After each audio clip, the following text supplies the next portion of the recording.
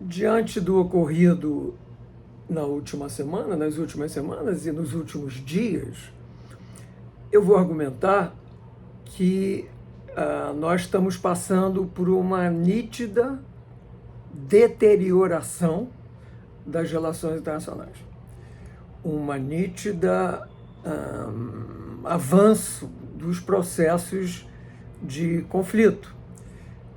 E principalmente, o que é talvez mais duro de acreditar, pelo menos eu tenho visto desta maneira, nós estamos passando por um período de formação de alianças, nitidamente, claramente, e lembro a vocês que formação de alianças é algo fundamental para uma guerra global, para uma guerra mundial. Lembro vocês, Primeira Guerra Mundial, Segunda Guerra Mundial, período da Guerra Fria, tudo isso foi períodos das relações internacionais baseados fundamentalmente em alianças. Então vejamos, alguns dias atrás, uma semana atrás mais ou menos, houve na China, na cidade de Tianjin, um encontro bastante intenso, digamos assim, e bastante amplo da Organização de Cooperação de Xangai, que é uma organização que hoje conta com 10 membros, incluindo o Irã, incluindo a Índia, incluindo o Paquistão, incluindo a Bielorrússia, países relativamente recentes, e que criou, por assim dizer, nesse último encontro, uma espécie de uma agenda internacional de um nítido projeto anti-americano, anti-civilização ocidental, digamos assim, incluindo, estranhamente, a Índia. Pois bem, praticamente no dia seguinte teve essa grande parada militar, no dia 3, uma semana atrás, parada militar em Pequim, em Beijing, na China, para comemorar uma mentira, para comemorar, obviamente, 80 anos do final da Segunda Guerra Mundial. Mas o Partido Comunista Chinês organizou como se fosse ele, Partido Comunista Chinês, que teria liberado a China e que teria vencido o Japão. Duas mentiras. O Partido Comunista Chinês nem venceu o Japão, quem venceu o Japão foi os Estados Unidos, e nem fez grandes coisas lutando contra a terrível ocupação japonesa. Quem lutou contra a ocupação japonesa, na assim chamada Guerra Sino-Japonesa, foi exatamente o Partido Nacionalista, o Partido Kuomintang. O Partido Comunista lutou contra o Partido Nacionalista durante a Segunda Guerra Mundial. Mal lutou contra os japoneses. Acho que não lutou nada contra os japoneses, vamos ser francos. Não importa. O que importa é que nesta celebração estavam lá os principais aliados da China. Em destaque, o presidente da Rússia, Vladimir Putin, e o líder da Coreia do Norte, Kim Jong-un. E representando o Brasil, eu pelo menos vi, estava o assessor de Segurança Nacional, o ex-embaixador e ex-ministro Celso Amorim. O presidente Lula não foi, quem representou o Brasil, repito, foi Celso Amorim. E também, novamente, o discurso de Xi Jinping e todo o tititi dos líderes era exatamente criar um eixo, uma aliança liderado pela China e pela Rússia, anti-Estados Unidos, anti-ocidental. E agora, domingo para ontem, agora, 2 dias atrás, um dia atrás, na China foi, claro, já está 12 horas à frente, houve um encontro online, um encontro dos líderes do grupo BRICS Plus. BRICS Plus porque os 4 membros originais do BRIC,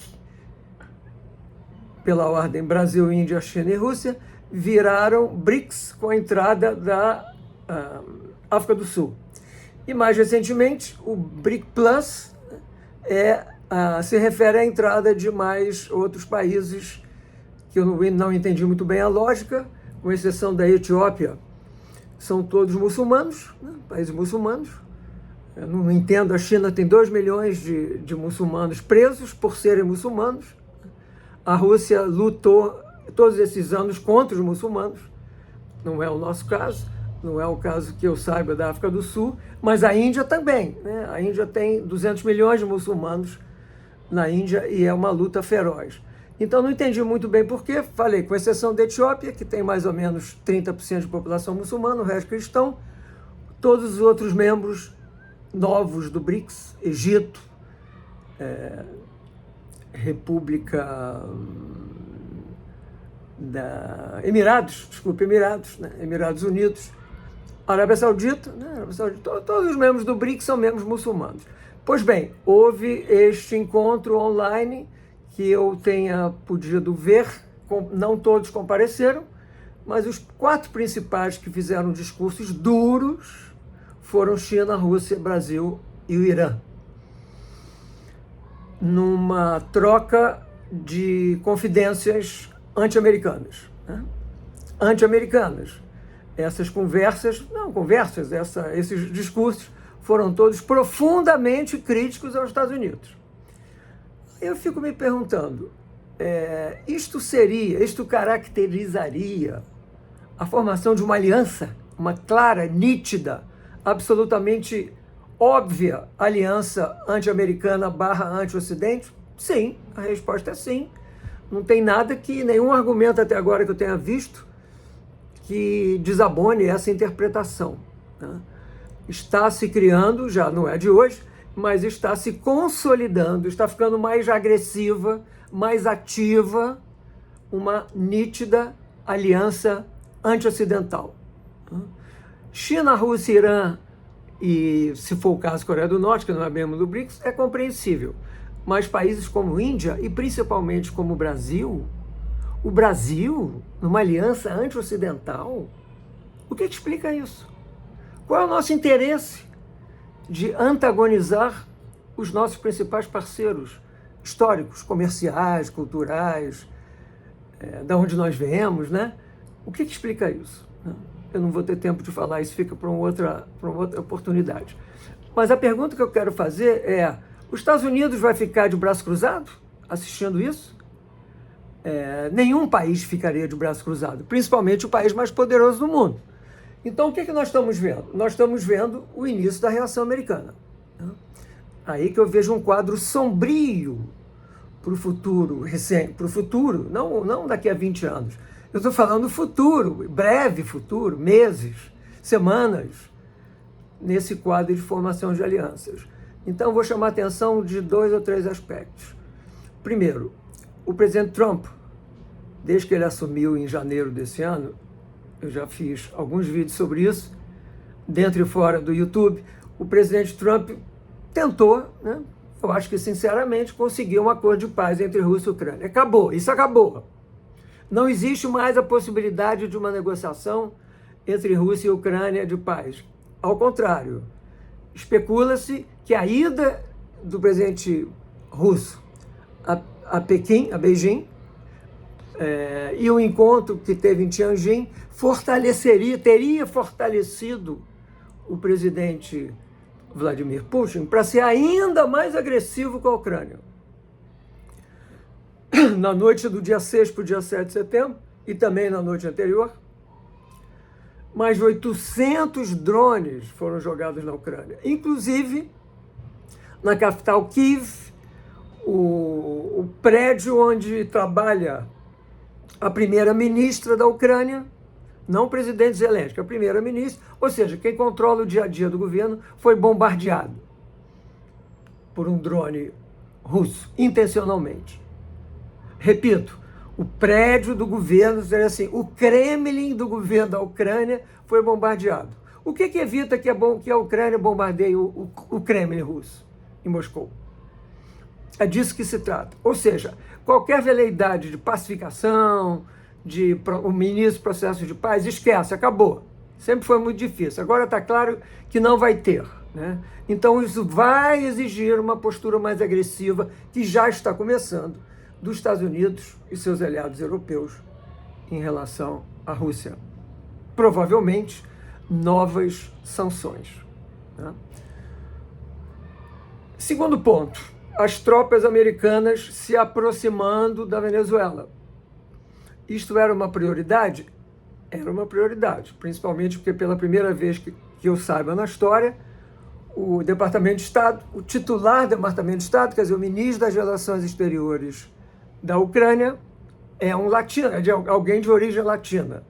O senador republicano Marco Rubio é filho de exilados cubanos que fugiram da Revolução Cubana e foram para os Estados Unidos. Então, ele fala fluente espanhol, ele se comunica muito bem, ele tem uma equipe de gente que conhece bem a América Latina, e a questão do tráfico de drogas, dos cartéis, da relação entre crime, droga e terrorismo é uma questão fundamental para o governo americano. Mas a coisa está adquirindo outra feição, né? Especula-se que os marines, seriam em torno de 4.500 marines, estariam se aproximando da Venezuela para invadir a Venezuela. Eu acho que isso pode ser entendido, é uma hipótese, como uma reação ao que os dois principais aliados da Venezuela, China e Rússia, estão fazendo. O outro principal aliado da Venezuela é o Brasil, claro. O que o Brasil vai fazer? Vamos ver.